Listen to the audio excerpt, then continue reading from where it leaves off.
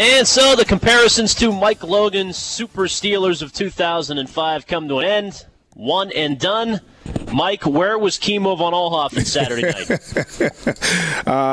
I'm pretty sure Kimo's doing a business deal somewhere, maybe abroad, but it came to a crashing halt. And what's kind of funny about that is I woke up that morning on Saturday morning and I just felt something in the air. It just wasn't right. So I sent a text out to our producer, Mike Barker, and said, I need to change my pick and pork selection because it just felt wrong. So, and it came to fruition. Guy Junker, when did it start to feel wrong game time? Well, I picked against him on Friday, but that was more because I thought it was going to be a field goal game, and 3.5 was too many points, regardless of which team won. I just think, you can say all you want about next man up. Le'Veon Bell was just too much of a part of this offense. I'm not blaming the entire game on him. A couple of games this year, most games are decided in the trenches. You look at the splash plays, you look at a 74-yard touchdown catch or a pick six, and those are the plays that everybody remembers.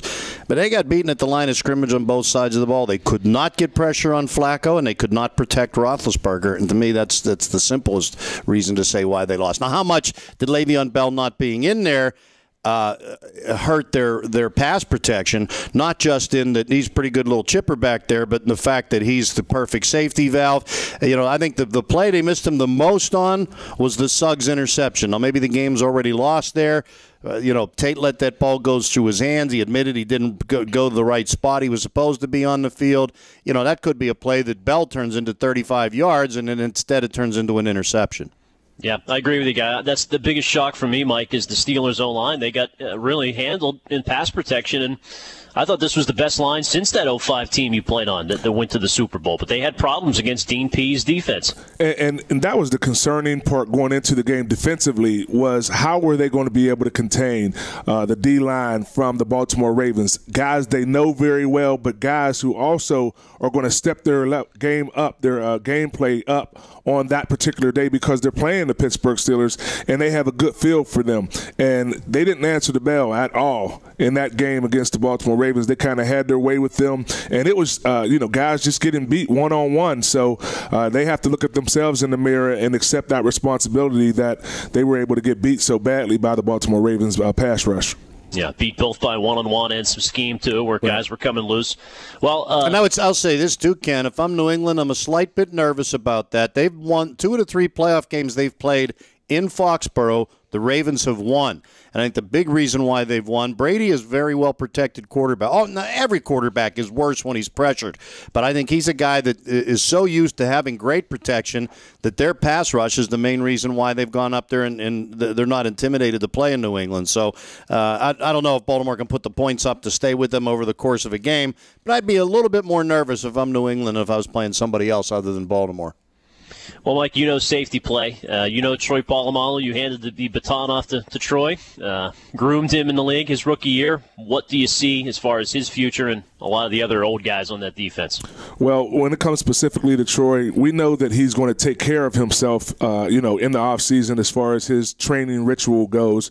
Some people have a problem with that because it doesn't involve a lot of real weight training, but he's a guy who's always going to be in shape. He's going to make sure that he takes care of his body by the foods that he eats and the waters that he drinks.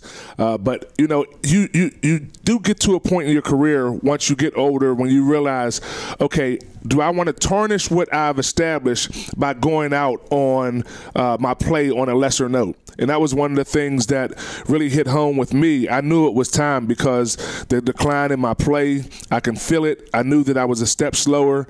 I definitely wasn't able to recover as fast as I was when I was younger in the league. So those are all the things that Troy is going to have to consider in this offseason. And his family is starting to, get a little older now. His kids are starting to get older. His wife probably wants to start spending more intimate time with him and things of that nature. So we'll see what happens with Troy. I still think that he has some football left in him, some quality football left in him. But it may be in a different capacity. Will he be able to accept that role of maybe not being a starter and maybe coming in on some of the sub packages after being perhaps one of the best safeties to ever play for the Pittsburgh Steelers? So that's something that he has to consider, and it's a different mindset. So we'll see what happens with Troy. The safeties, the defensive backs as a unit for the Pittsburgh Steelers, I think they definitely have some work to do. They were trying to groom some of those young guys to come in and start filling those roles as starters. And we thought for a couple weeks that it was going to happen, but they were exposed a little bit in this game. So they have some real decisions to make, and I think that is going to be contingent on what Troy Polamalu, as well as our colleague and co-worker here at TribLIVE Media, Ike Taylor.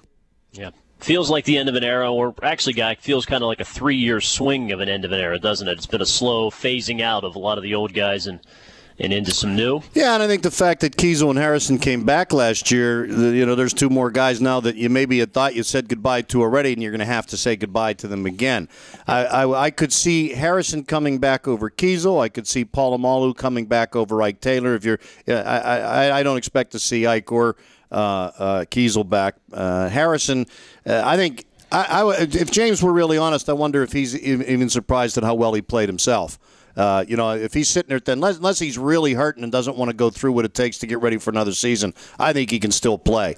And I think Polamalu, if he wanted to play, could still play, but not at the level that he once did. And as Mike said, how much does that matter to him? He's a guy that has so much else going on in his life. I don't think he has to hang on to football to be happy or for fulfilled. And from what I've read, from what his wife has said, with all his concussions and everything, I think she wishes he would retire. But those are all the questions we have going forward. I think the good thing is, let's look. I was looking up yesterday, Mike. 2 cities in the United States sent a team to the Stanley Cup playoffs, the Major League Baseball playoffs, and the NFL playoffs. Pittsburgh and Detroit. No championships in either city.